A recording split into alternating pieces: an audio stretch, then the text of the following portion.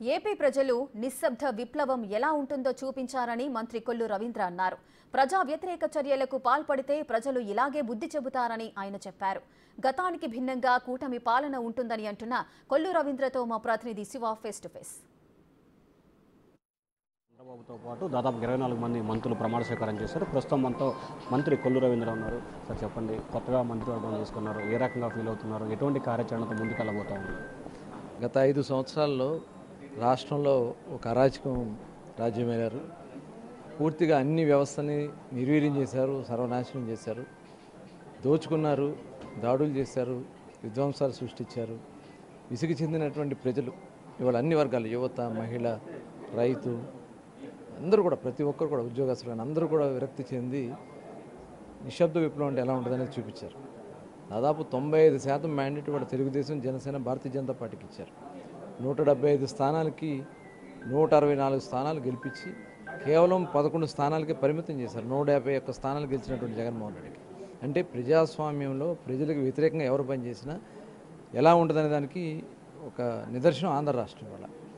భారతదేశంలో మరి పార్లమెంటరీ వ్యవస్థ ప్రారంభమైన దగ్గర నుంచి కూడా ఇంత మెజార్టీతో గెలిపించినటువంటి పరిస్థితులు ఎప్పుడు లేదు. అంటే ఇంత అద్భుతాన్ని ఈ రాష్ట్ర ప్రజలు మరి అందించారు. ముఖ్యమంత్రిగా చంద్రబాబు నాయుడు గారి మీద నమ్మకంతో, ఇవాళ ఏ నమ్మకంతో అయితే చంద్రబాబు నాయుడు గారు పరిపాలన స్టార్ట్ చేస్తున్నారు, మంత్రివర్గాన్ని కూడా ఇవాళ ఏర్పాటు చేసుకుని, మంత్రివర్గానికి మరి సీనియారిటీ ఉన్నాళ్ళు ఉన్నా కూడా మరి ప్రాంతాలని సమతుల్యం చేయాలి, యువతని ప్రోత్సహించాలి, అదేవిధంగా అన్ని సామాజిక వర్గాలను కూడా కలపాలి. కాబట్టి దాని మీద మరి కొంతమంది సీనియర్స్ని పక్కన పెట్టినా మరి వాళ్ళు కూడా తప్పకుండా భవిష్యత్తులో మంచి స్థానం ఉంటుంది. ఇవాళ ఒక నూతన పాలకవర్గాన్ని ఏర్పాటు చేశారు. మరి ఎటువంటి పాలన చేపట్టబోతున్నారు? గతానికి భిన్నంగా ఏ రకంగా ఉండబోతాం? ఖచ్చితంగా ఇది మేము బాధ్యతగా భావిస్తాము. 5 సంవత్సరాలు ఈ రాష్ట్రంలో మళ్ళీ పునర్నిర్మాణం చేసుకోవాల్సినటువంటి అవసరం ఉంది. ఇవాళ పోలవరం రాజధాని లేనటువంటి పరిస్థితి ఉంది. పోలవరం పూర్తి చేసుకోవాలా, రాజధాని పూర్తి చేసుకోవాలా, పోలవరం పూర్తి చేసుకోవాలా, 26 జిల్లాల్లో ఉన్నటువంటి అన్ని కార్యక్రమాలు కూడా పూర్తి చేసుకోవాల్సినటువంటి అవసరం ఉంది. ఇవన్నీ కూడా చేయాలంటే అందరూ కూడా కష్టపడాల్సినటువంటి అవసరం ఉంది. ఖచ్చితంగా మరి చంద్రబాబు నాయుడు గారు ఏదైతే మా మీద బాధ్యతలు పెడుతున్నారో ఖచ్చితంగా ఆ బాధ్యతలు తీర్చడానికి మేము సంసిద్ధంగా ఉన్నాం. సార్, తాజా ఈరోజు చంద్రబాబు కీలక నిర్ణయం తీసుకున్నారు. రాష్ట్రంలో ఎప్పుడు జరిగి ఉండదు. ఏదైతే గతంలో జగనన్న కిట్లు ఇచ్చారో, జగనన్న ఫోటో ఉన్నా కానీ పంపిణీ చేయమన్నారు. దీన్ని ఏ రకంగా తీసుకుంటారు? అయితే ఇవాళ ప్రజల సొమ్ముతో, ఇప్పుడు ఆయన జగన్మోహన్ రెడ్డి డబ్బులు కాదు కదా, అది ప్రజల డబ్బులు. అది ప్రజల డబ్బులతో కొన్నారు కాబట్టి పంపిణీ చేయాలి. ఖచ్చితంగా నెక్స్ట్ ఏం చేయాలనేది అప్పుడు నిర్ణయిస్తాం. ఇప్పుడు ఆల్రెడీ ఎందుకంటే స్కూల్ స్టార్ట్ కాబోతేనే ఇవ్వడం జరుగుతుంది. అదే కాదు, వాళ్ళకిలాగా రంగులు మార్చుకోవడం లేకపోతే పరదాలు కట్టుకుని తిరగడం తెలుగుదేశం పార్టీకి చేత కాదు.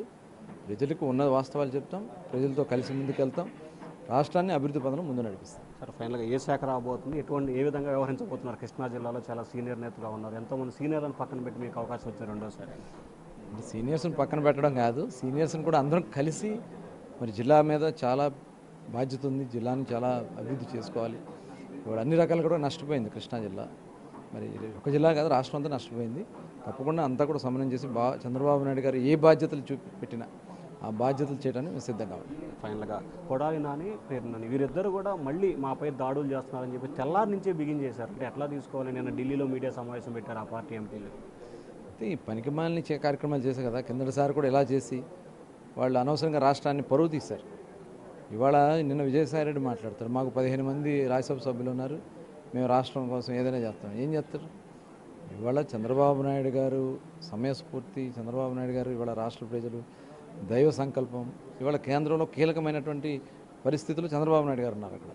ఖచ్చితంగా రేపు కేంద్రంతో రాష్ట్రానికి కావాల్సినటువంటి అన్ని కార్యక్రమాలు చేయించుకుంటారు. మేమందరం కూడా రాబోయే కాలంలో సమిష్టిగా అభివృద్ధి చేసుకుంటూ ముందుకెళ్తాం.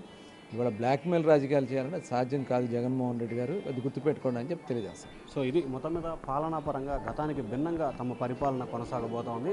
విధ్వంసాలు, వివేశాలు ఇట్లాంటివి లేకుండా ప్రజా పరిపాలన మాత్రమే తాము కొనసాగిస్తాము. వైఎస్ఆర్సీపీ నేతలు ఇంకా సిగ్గులేనితనంగా వ్యవహరిస్తూ అనవసరమైన రాద్ధాంతం చేస్తూ ఉన్నారు. ఇక ఆ పార్టీకి సంబంధించిన ఎంపీలు బెదిరింపు ధోరణి పాల్పడితే ఆంధ్రప్రదేశ్లో సాధ్యం కాదు అని చెప్పి మంత్రి కొల్లు రవీంద్ర హెచ్చరిస్తున్నారు. Vote studio.